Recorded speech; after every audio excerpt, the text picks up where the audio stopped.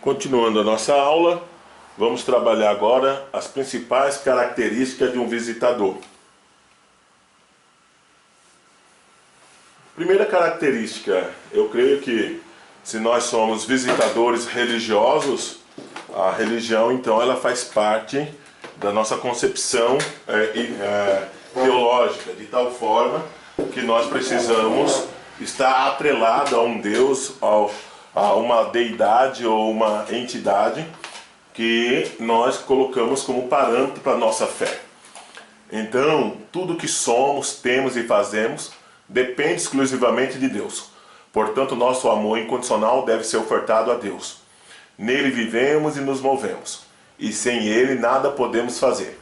Amamos a Deus, é por isso que lhe dedicamos todas as nossas atividades de visitação e as submetemos ao seu senhorio.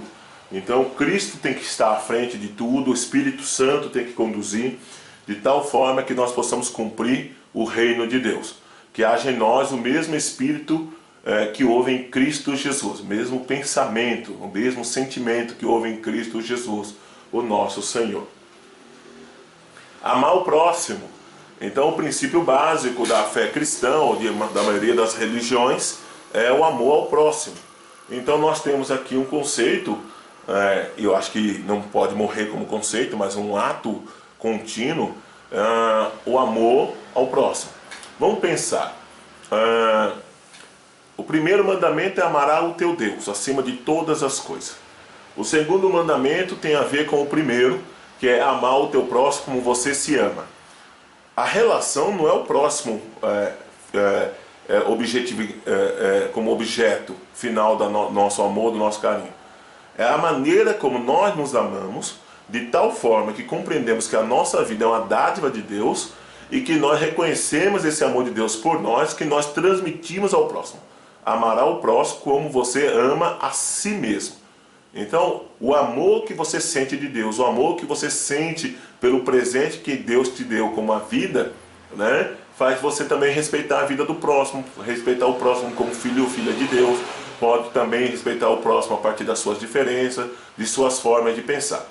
Amar-se, ama-se o próximo, que realmente é próximo, mas o próximo que não faz parte do ciclo de crença e de ideais são ressachados.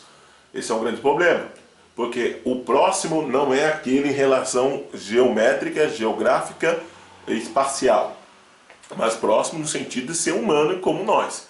Seremos discípulos de Cristo se verdadeiramente voltarmos às primeiras obras baseadas no ágape, o amor incondicional, e amarmos quem quer que seja, não importando a situação financeira, o status social e a condição espiritual que esteja essa pessoa, o nosso próximo.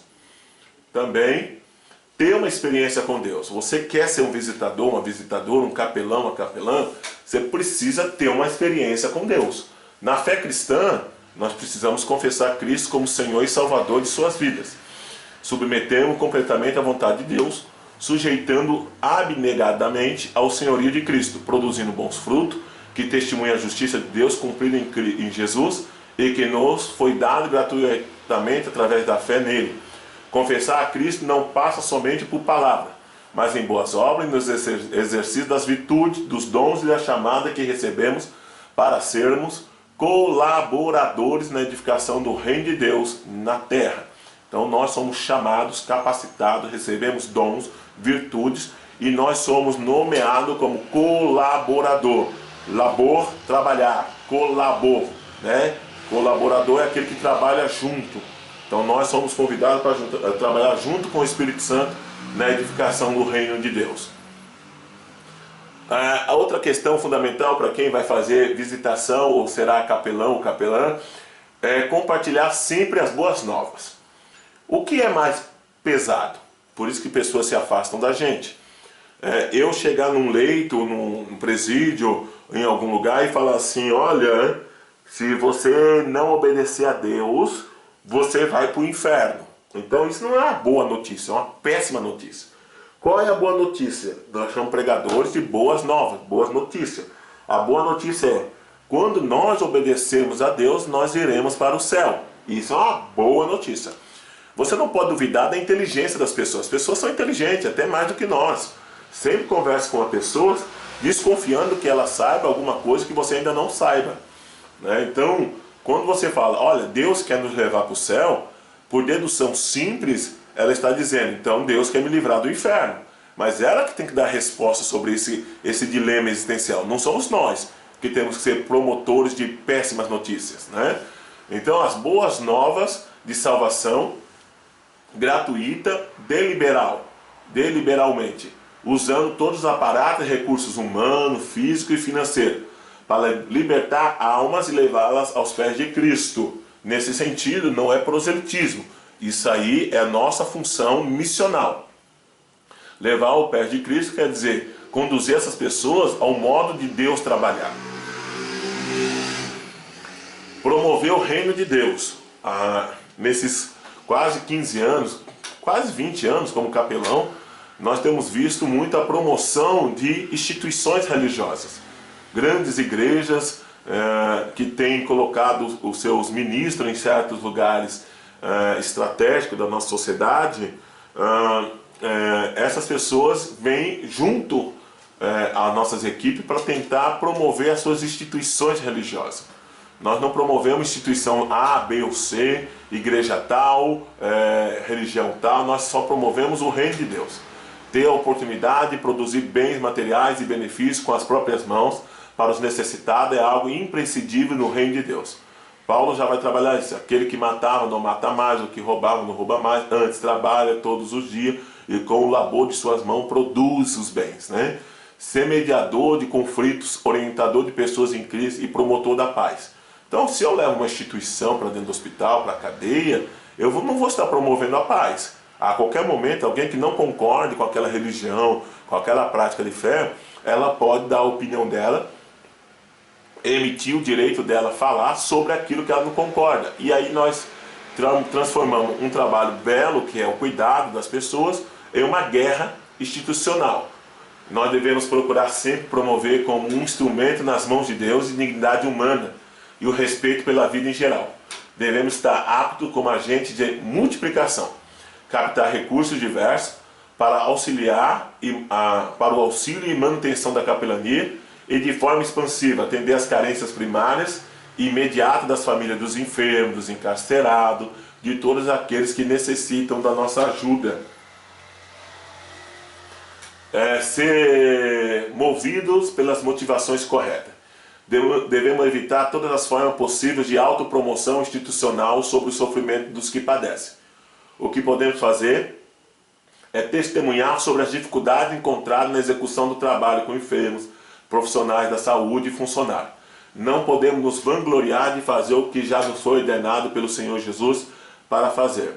Se vamos fazer a obra, que façamos não por curiosidade, estímulos visuais e porque confere status ou posições ministeriais, mas sim movidos pelo amor às vidas. Então, quantas vezes nós não vemos testemunho de pessoas que trabalham na capelania, chega no culto de missão, no culto público, e diz, eu faço isso, eu faço aquilo, eu fui lá, eu faço aquilo, Deus tem me usado. Nós não podemos nem promover a instituição e nem fazer a autopromoção. Nós só temos que fazer o que tem que ser feito. Se de fato uma instituição religiosa, uma associação, uma organização pedir a nossa avaliação sobre aquilo que nós vimos, escutamos e que necessitamos, que haja humildade em nossas palavras e sempre colocar a primeira pessoa do plural. Nós precisamos disso, nós fizemos aquilo, não, eu fiz, eu tenho, eu mando, não. Esquece a primeira pessoa do singular. Ninguém faz nada sozinho na capelania. Trabalhar em equipe, como eu acabei de dizer, ninguém faz nada sozinho na capelania. Então, nesse sentido, nós temos aqui um novo dilema, trabalhar em equipe. Um dos grandes dilemas da missão capelã é que todos os que estão envolvidos nela trabalhem em concordância e em equipe. Podemos sim promover a unidade na diversidade. Guarde bem essa palavra, promover a unidade na diversidade. Desde que existam pontos comuns ou um consenso entre as pessoas tão diferentes no temperamento, personalidade, formação socioeducacional.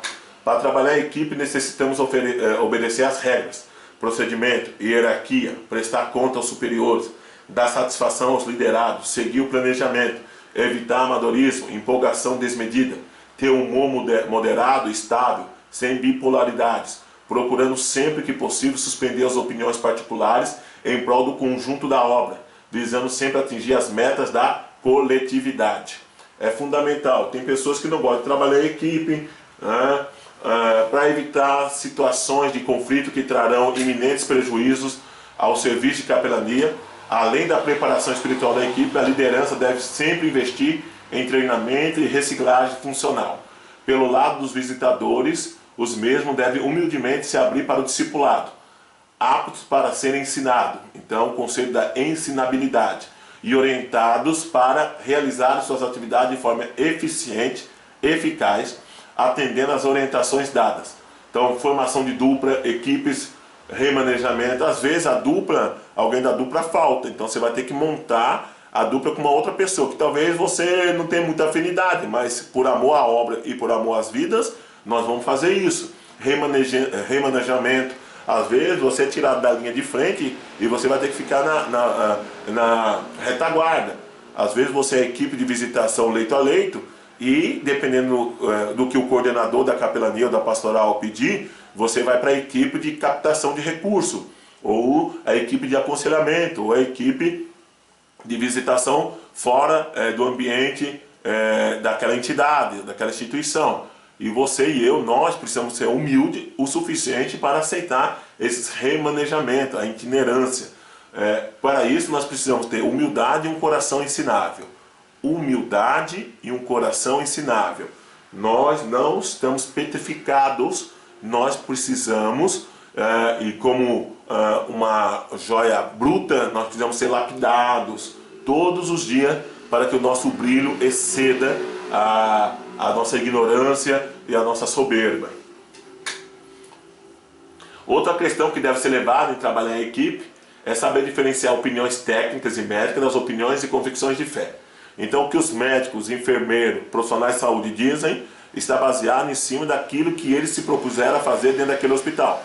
O carcereiro, o monitor, o tutor, independente da função da pessoa em quaisquer instituições, eles têm a opinião técnica e eles sabem o que estão fazendo, que é diferente da nossa opinião e convicção de fé, porque a convicção de fé está baseada no projeto de capelania.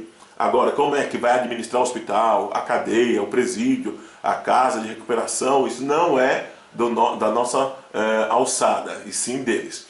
Por ser uma equipe de capelania hospitalar, ou qualquer outro tipo de capelania, parte da equipe multidisciplinar hospitalar ou carcerária, enfim. Ela tem que atender às especificidades que são de sua responsabilidade. A equipe médica tem os seus procedimentos, a equipe de captação tem sua outra forma de agir, a administração vê o todo, portanto a capelania se limita a realizar o que foi proposto pela administração daquela instituição, proporcionando assim um trabalho de equipe mais amplo e multidisciplinar. Cabe a cada coordenação de capelania confessional determinar a composição de duplas de visitadores. A composição de pares de visitadores é um padrão usado na maior parte dos núcleos de capelania, assim como também foi usado por nosso Senhor Jesus Cristo. Saber ouvir. Uma das maiores dificuldades da maioria dos profissionais que lidam com pessoas, é não ter habilidade de ouvi-las. As pessoas se sentem indefesas, sozinhas, desesperadas, e querem encontrar pessoas que as ouçam, as compreendam e as confortem, cedendo espaço e tempo para que elas possam falar de seus sentimentos, pensamentos, projetos, planos, ideais, frustrações, sonhos, desejos, defeitos e qualidades. Às vezes, não perceptível ao restante do grupo. Conceder um ombro amigo em momentos de crise é extraordinário, visto que atualmente as pessoas, sem generalizações, claro, estão centradas em si mesmas, em seus desejos. Pessoas estão mais aptas a falar do que ouvir. Jesus sempre dispensava muito tempo para ouvir e atender as pessoas necessitadas e oprimidas. Provérbio chinês, né? 2 ouvidos, uma boca. Quer dizer, ouça mais e fale menos. Quando estiver com o paciente, certifique que você está ali física e mentalmente. Não adianta o seu corpo estar ali e sua mente está preocupada com a panela que você esqueceu no fogo, se vai chover, se a sua roupa vai molhar no varal, quem vai buscar seu filho na escola. Tudo isso aí você tem que se organizar, certo? Empreste-lhe os ouvidos e preste atenção não somente na linguagem verbal, mas também na linguagem não verbal. O corpo fala. Então preste atenção, dê-lhe atenção e não deixe nada, TV, conversas paralelas no leito, ou na cela, ou no quadrado do lado, desviar sua escuta e nem tirar sua atenção no foco do diálogo. Existem dificuldades que podem anular o processo de escutar o outro. Então, a característica de um bom visitador é saber escutar, saber ouvir. Mas precisamos superar essas dificuldades para servir o reino de Deus. Quais são essas dificuldades? Preconceito.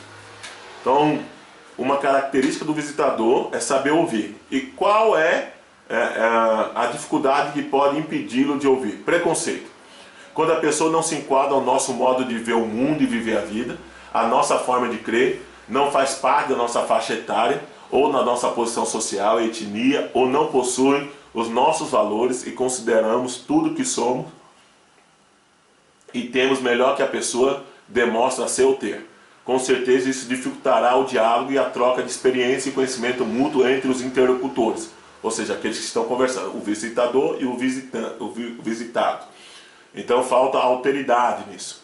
Qualquer forma de discriminação, seja discriminação religiosa, sexual, de idade, de cor, né, foge totalmente aos propósitos da verdadeira capelania. Então, se eu tenho qualquer forma de preconceito, vai impedir de eu ouvir a pessoa. Vai impedir tanto que eu vou estar sempre interrompendo ela. Nunca vou deixar ela terminar uma ideia, uma forma de pensar. Outra questão que impede a gente ouvir as pessoas, ansiedade, provocada pela necessidade de saber como conversar, proceder e se portar. Responder à altura das expectativas do paciente ou de suas próprias expectativas pode muito prejudicar a qualidade da conversa e da escuta. Por sermos humanos, temos a tendência de calcular novas respostas antes mesmo das perguntas que foram feitas serem respondidas pelo paciente. Promovendo mecanismo de autodefesa, armamos-nos com chavões retirados de textos bíblicos, simplesmente para nos resguardar de afrontas, confronto, perguntas difíceis de serem respondidas. Desperdiçamos muito esforço em retaliação e persuasão argumentativa do que simplesmente canalizarmos todo esse esforço para escutar o outro falar. Não vá com o discurso pronto, mas se prepara para dialogar e trocar ideia.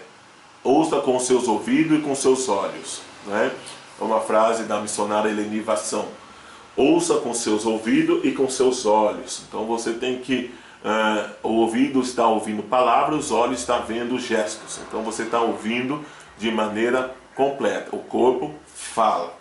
Então, a nossa dica para os que estão sendo formados, deixe a pessoa visitada conduzir a conversa e o Espírito Santo, que é o nosso Deus, o nosso Paraclese, o nosso Paracletos, ele vai nos orientar da maneira mais certa e conveniente para aquele assunto, naquele momento, com aquela pessoa. Outra característica, saber ouvir, o que impede saber ouvir, rítmica do diálogo. Há visitadores que insistem que o único assunto a ser tratado na capelania é o de teor religioso ou espiritual. Na verdade, quem dá a tônica da conversa sempre é o paciente. Ele é quem a princípio abrirá ou não a conversação com os temas de seu interesse, do interesse do paciente. Deixe-o falar sobre trabalho, casamento, estudo, time do coração, sentimentos, emoções, do tratamento clínico de sua religião. Não interrompa se ele não lhe der uma deixa ou uma oportunidade. O acompanhe com o olhar, com os ouvidos e com o coração. Mude de assunto se o paciente mudar. Evite tempestades de ideias. Evite críticas contundentes, pois elas só suscitam agressão, violência, ira, ódio e desarmonia. Não faça concorrência entre história, contos e piadas do paciente e suas próprias histórias, contos e piadas. Então ele fala que pescou um peixe de 1 metro, você inventa uma segunda história que pescou um peixe de 2 metros. É estranho isso, né? Não procure história semelhante, mas preste atenção, bastante atenção na história que ele está contando.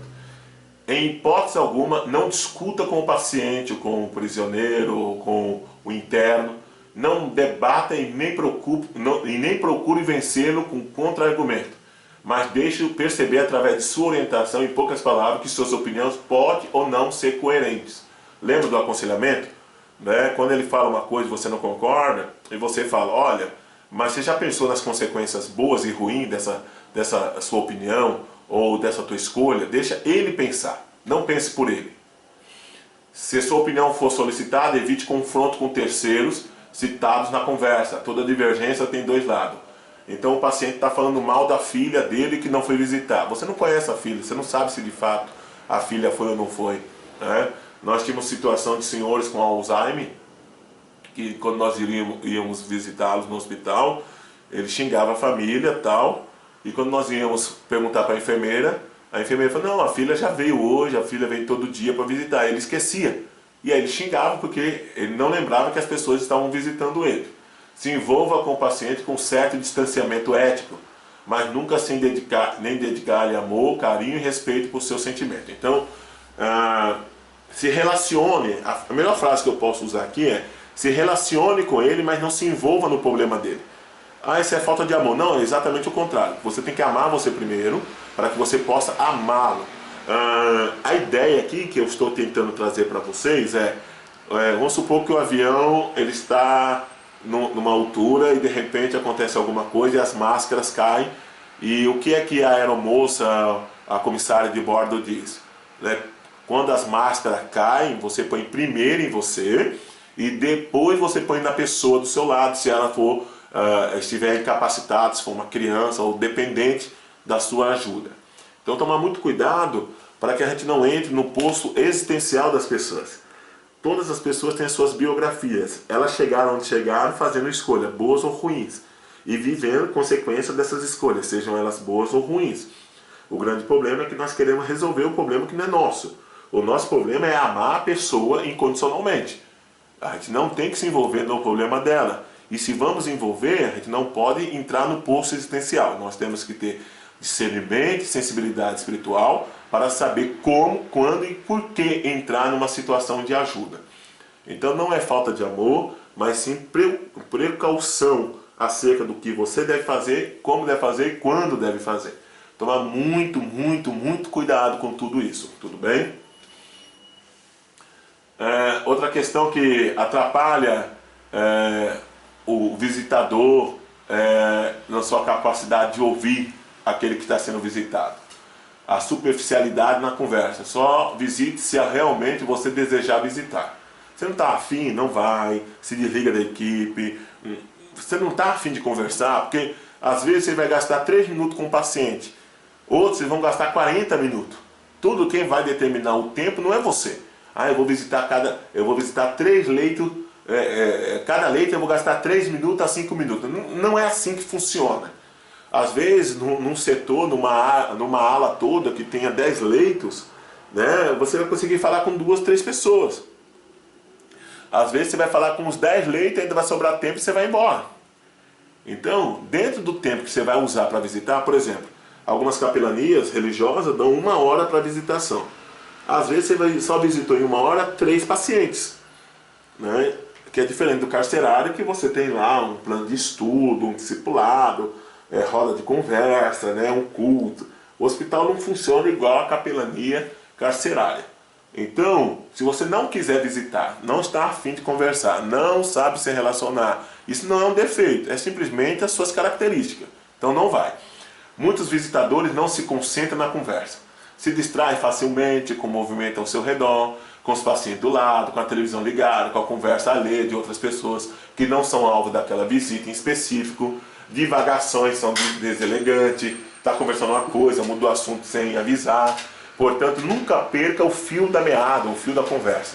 Guarde os dados e as informações que o paciente fornece na mente para facilitar a conversação.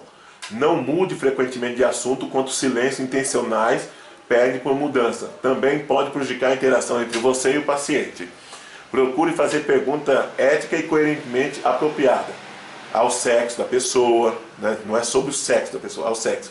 Se você está conversando com a mulher, tem que ser perguntas apropriadas a uma mulher. Se é uma criança, faixa etária, então você tem que ter uma didática, uma pedagogia, certo? Para conversar com a criança. O grau de instrução, às vezes a pessoa é semi-letrada, outra é acadêmica, Você tem que saber se adequar a isso. Capacidade cognitiva e lúdica da pessoa. A profissão, você pode entrar pela profissão da pessoa, pela fé. Sempre adaptando a comunicação verbal e a linguagem, estando no nível cognitivo do paciente. É uma frase que o nosso irmão Paulo sempre falava, né? Eu me fiz de tolo para ganhar o tolo, sábio para ganhar o sábio, né? Eu fiz de tudo para que o evangelho fosse comunicado, compartilhado e pregado. Algumas tendências ineficazes na conversação. Muitos religiosos, ao visitar enfermos, pacientes, têm a tendência de julgar, dar sermões, espiritualizar tudo, de fugir de temas mais complicados, de momentos mais tensos, de escolher quem vai visitar, cultivar um moralismo extremo, nada pode, tudo pode. Na verdade, o nosso objetivo na visitação é ouvir sempre e falar pouco.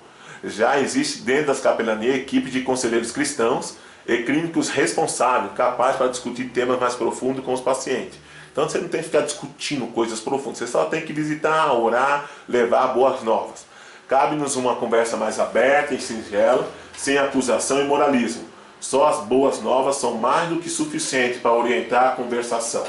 O paciente já sofre muita pressão de todos os lados e é julgado e avaliado por todos, a família, o médico, a sociedade, fora as pressões externas. Existem dezenas de sentimentos, vontade e desejo fervilhando internamente no corpo e na alma desse paciente, desse interno. Então, você chega lá e começa a julgar a pessoa. Começa a falar, você está com câncer no pulmão porque você fumou muito. Fica tranquilo, a família já fez isso, os médicos já puxaram a orelha. Não é o seu papel fazer isso lá, né? Outra questão também que atrapalha a conversação, o turbilhão de emoções. Outro fator de risco é confundir quem é a pessoa alvo da visita. Muitos visitadores acabam se desabafando com o paciente. Visitadores não devem compartilhar os seus problemas particulares e pessoais com os pacientes, visto que eles já têm muitos problemas e obstáculos para serem superados. Devemos proceder assim como Jesus procedia, retirando a carga e não colocando um jugo sobre os enfermos. Acho interessante notar isso, porque às vezes nós vamos conversar com alguém, alguém fala, eu estou com esse problema, tal, aí a gente vem com a contra-argumento. Isso não é nada, imagine, eu estou passando por isso. A pessoa fala assim, eu estou passando esse problema. Vixe, isso não é problema, o problema é o que eu estou passando. Então você fica esse turbilhão de emoções, então você não tem que desabafar nada com o paciente, né? Você não tem que ficar falando dos seus problemas. Se você tem problema, situação adversa, você tem que conversar com o seu líder espiritual, com um mentor, com uma pessoa amiga, com um conselheiro ou com o seu líder de capelania. Você não pode ficar desabafando no paciente, nos médicos, nos enfermeiros, na equipe multidisciplinar, ok? Quando o visitador precisar desabafar sobre qualquer situação que ele ou ela está vivendo, deve procurar um conselheiro voluntário capaz em sua igreja ou na sua equipe de capelania. Se não estiver bem, evite fazer visita, justifique a sua falta e retome seus trabalhos voluntários assim que possível. Não partilhe com o paciente segredos, intimidades, sentimentos e projetos que não fazem parte do relacionamento entre visitador e enfermo. É uma frase que a gente sempre a gente aprendeu no curso de capelania. Não leve o paciente para sua casa, né? E principalmente, não se sinta magoado se você foi ignorado ou rejeitado por algum paciente. Eduque-se e prepare-se emocional, espiritual e psicologicamente. Às vezes você vai entrar no quarto, a pessoa está com raiva de Deus. E aí você entra com uma Bíblia de 2 metros de tamanho. A pessoa olha para você, vê a Bíblia, ela vira para o canto, cobre a cabeça. É um sinal, não que ela tenha raiva de você, ela não te conhece, ela nunca te viu. Mas ela tem raiva do Deus que você serve. Ela está com raiva de Deus, está barganhando com Deus, está chateado com Deus. E você é o representante de Deus. Então, quando alguém dentro de um quarto, numa cela, em algum ambiente, seja na outra capelania, hospitalar, escolar, enfim, qualquer capelania, a pessoa se isentar da tua presença ou te evitar, não leve para o lado pessoal. Nunca leve nada para o lado pessoal. Não tem nada a ver com você, tem a ver o relacionamento dela com Deus, ok? Agora, vamos nos preparar para comunicar de maneira eficiente e eficaz. Pelo fato de ouvirmos primeiro e falarmos depois, já superamos muitos obstáculos de comunicação. Se você fala primeiro e ouve depois, você vai perder a dialética. Mas se você ouve primeiro e fala depois, você ganhou a dianteira na conversação. Nesse primeiro passo, aprendemos a ouvir e conhecer um pouco mais o paciente e suas necessidades espirituais, emocionais e físicas imediatas. Então é do informal, ele vai te informar o que está acontecendo na vida dele, ele vai abrir o coração, e aí com aquilo que ele te informar, você vai para o devocional. Aí você vai levando, conduzindo para a pregação, para a evangelização, para a pastoral. Então vamos lá, ele fala assim: eu estou muito chateado com a minha filha. A minha filha, ela fez isso, isso, então ele te deu uma informação. Então você vai para o devocional. Então fala assim: então, seu José, é a vontade de Deus que nós possamos nos relacionar bem com nossas famílias. Vamos pedir a Deus para que a situação ela possa ter um bom fim, que ela possa ter uma resolução, e que o Senhor e a sua filha possam voltar a ter mais harmonia, paz, né? E levar para a Bíblia. Olha, a Bíblia diz aqui: bem-aventurados são aqueles que promovem a paz. Os que promovem a paz, em Mateus capítulo 5, são chamados de filhos de Deus. O Senhor é um filho de Deus, o Senhor pode promover a paz. É através da conversa informal que nós conseguimos passar para um diálogo devocional. E o devocional é a exposição das boas novas. O senhor Manuel está feliz porque ele vai sair em alta no final da tarde. E você vai falar: olha que maravilha, Deus ele está feliz pela sua alegria. Ah, o seu Manuel está triste porque vai ter que passar uma cirurgia muito complicada, não sabe se vai sair vivo da mesa de cirurgia. Você fala: olha, confie em Deus, Deus vai estar com você, Deus é o dono da vida, Deus está no controle de todas as coisas. É isso. A palavra-chave, então ele vai falar tristeza, então você vai trabalhar em cima da palavra-chave, tristeza. O que é contrário de tristeza? Nós somos proclamadores de boa nova, então nós temos que usar o conceito de tristeza em relação à alegria que Deus promove, né? A palavra-chave será fornecida a você pelo próprio paciente. Se o visitador prestar atenção às palavras do paciente dentro de cada conversa, o visitador encontrará com certeza a dica sobre aquilo que mais aflige ou ocupa os pensamentos do paciente. Através da palavra-chave, podemos consolar e confortar, como também incentivar o paciente com textos bíblicos. Então você tem que ler, tem que conhecer esse texto antes, né? Eu indico aí uma Bíblia, duas Bíblias, né? A Bíblia do Pescador, né? Que tem texto para todas as formas de aconselhamento, de evangelização, e a Bíblia Palavras-Chave, né? Que também é boa, e tem a Bíblia Promessas, que no finalzinho dela tem vários textos sobre cada área da vida da pessoa: angústia, aflição, alegria, felicidade, paz. Então você tem uma Bíblia que vai te ajudar. Então a Bíblia do Pescador, a Bíblia de Promessas, são duas Bíblias interessantes para que você possa ler e estudar para essa área de aconselhamento e visitação em capelania. Então você vai ter textos, né, que você já sabe, porque você é um leitor de Bíblia, previamente lidos, e apresentar uma literatura bíblica coerente com as suas expectativas e perspectivas. Dentro do seu jaleco, a gente vai ensinar, você pode levar alguns folhetos com temas diversos. E a partir do tema diverso, você sabe, no bolso direito a alegria, no bolso esquerdo está falando sobre consolação, dentro do agasalho tem um outro folheto, então você já sabe mais ou menos mapear onde estão esses folhetos, né? Estude os textos bíblicos que auxiliem na visitação. Escolha um bom livro de chave bíblica ou concordância bíblica exaustiva. Tenha momentos devocionais e horas tranquilas para meditar e estudar a palavra de Deus. Isso antes de visitar, né? Ou fazer o trabalho. Guarde o melhor do seu tempo para Deus. Ouça boas pregações e bons programas de rádio e TV, mas acima de tudo, manuseie correta e constantemente a Escritura. Não podemos nos esquecer de sempre averiguar se a nossa teologia e a nossa interpretação dos textos bíblicos são realmente coerentes com a pregação de Jesus. Às vezes nós queremos levar um vocabulário igrejês para dentro do hospital. Então, pela propiciação do sangue do cordeiro, o sacrifício, a pessoa, o que é propiciação? Então você não tem que ficar levando um linguajar que ninguém conhece. E tudo que você for pregar tem a ver com o que Jesus faria e pensaria. Às vezes nós temos tradições, usos e costumes na nossa religião que queremos levar para o hospital. Lembra que a gente falou que o hospital não é extensão da nossa igreja? Esse é o problema.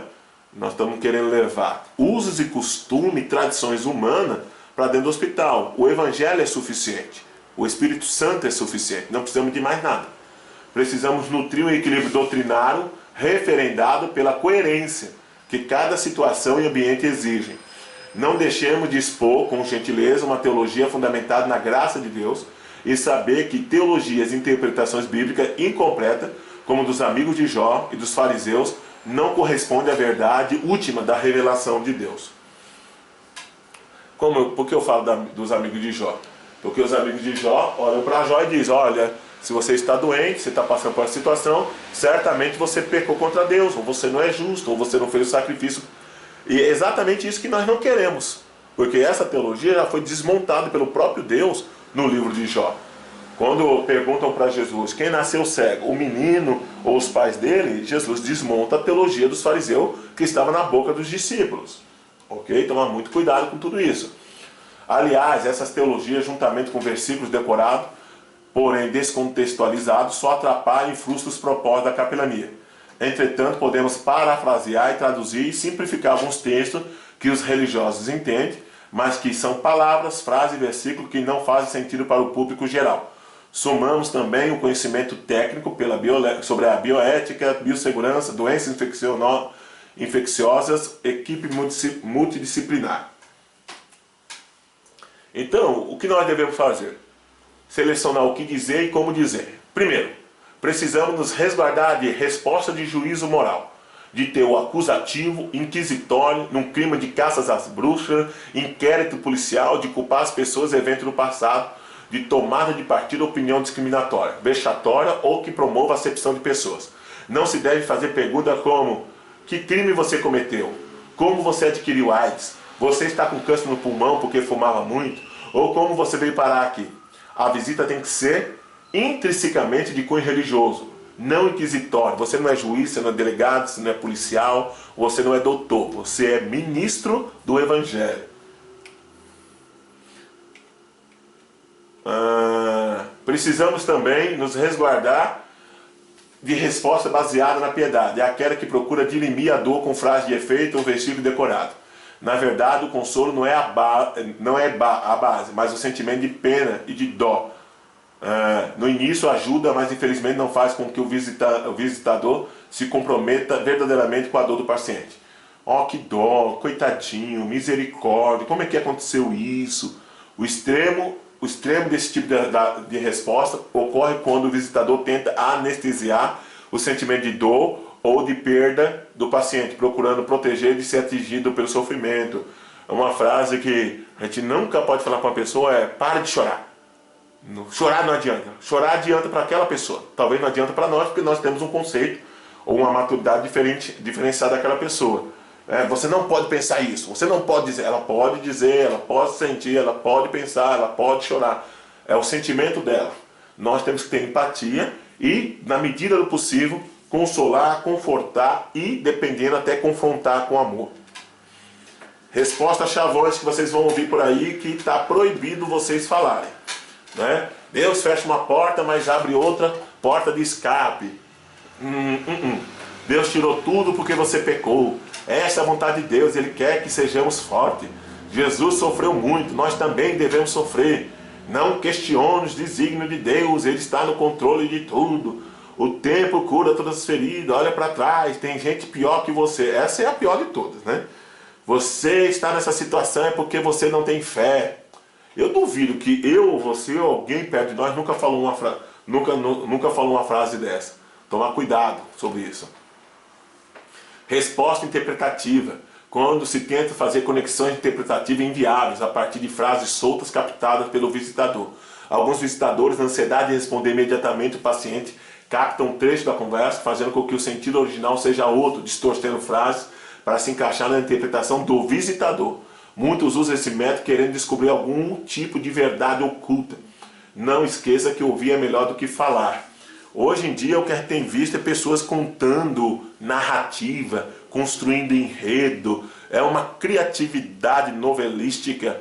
Nem a Globo tem tantos escritores de novela. Se você for conversar com algumas pessoas, as pessoas escrevem enredo completo, porque ela viu alguém entrar no carro, ela já deduziu, conjecturou, falou, pensou e ainda distribuiu o relatório daquilo que ela nem sabe se de fato. Então, resposta interpretativa. A pessoa, eu sonhei com cobra. Aí vem lá os marcos da fé, né? Então, sonhar com cobra tem a ver com traição. Sonhar com noiva tem a ver com morte. O sangue de Jesus tem poder. Nós não somos magos, nós não somos feiticeiros para ficar fazendo interpretações livres, absurdas sobre qualquer coisa. Conversas fúteis. Se você for iniciar a conversa, evite falar sobre assuntos de menor importância, frivolidades, crime, tá chovendo hoje, loteria, você viu que a Mega Sena vai sortear 200 milhões, política partidária, eu sou contra a esquerda, eu sou contra a direita, ele é comunista, ele é fascista. Não, isso não é papel nosso. Piadas de qualquer cunho, seja elas piadas infantis, piadas de duplo sentido, não pode. Linguagem difícil, não use uma linguagem didaticamente viável para que o paciente participe da conversa, evitando que ele fique respondendo sim ou não. Interrupções constantes, não corte a conversa e nem quebra a rítmica das ideias do paciente. Deixe-o concluir sempre as ideias, evite completar as frases do paciente.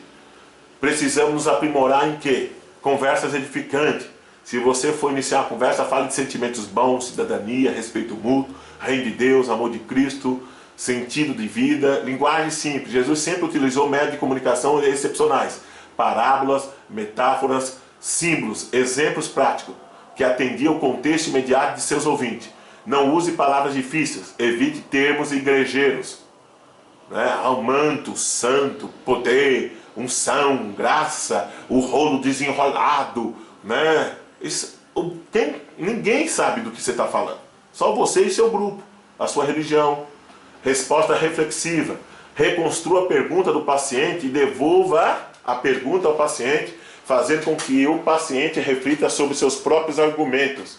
Não distorça os argumentos, mas faça uma análise reflexiva juntamente com o paciente. Deixe ele dar a resposta. Deixe ele considerar as consequências boas e ruins daquilo que ele está falando.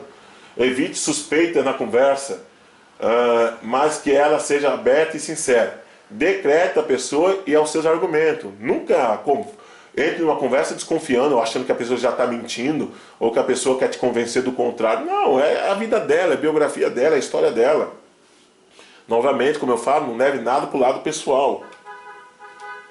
Resposta baseada na verdade e na esperança. Todos sofrem.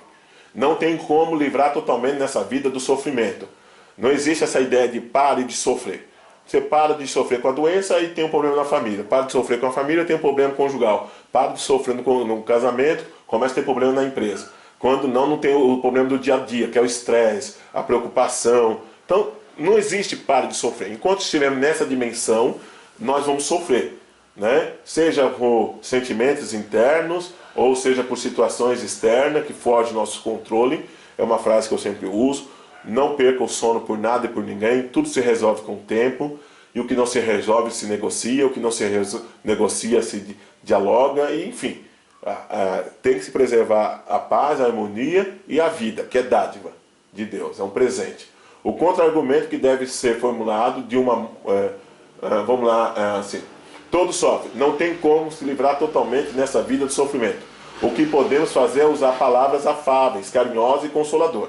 O contra-argumento deve ser sempre formulado de forma moderada e sábia, cheia de boas intenções, enfrentando assim teologias fatalistas, pessimistas, como não tem mais jeito, não tem mais saída para mim. Sempre transmitam fé e esperança, colocando o poder de Deus como a única forma de se resolver os problemas, nesta ou na vida além dessa.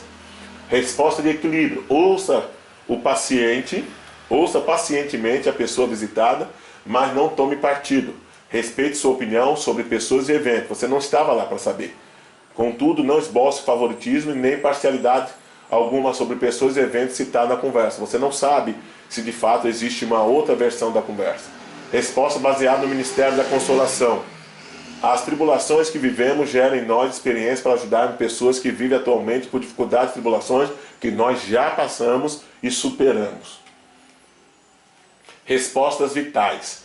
Existem expressões que nunca cairão em desuso. Meus sentimentos, meus pêsames, estou aqui para ajudá-lo nessa fase da vida. Vamos orar por você, ajudá-lo nessa questão. Deus passará com você nesse momento difícil, e nós também. Há tempo para tudo debaixo do céu e amigos também. Você precisa de algo? Estamos aqui para te ajudar. E quando não tem o que falar, silêncio também é resposta.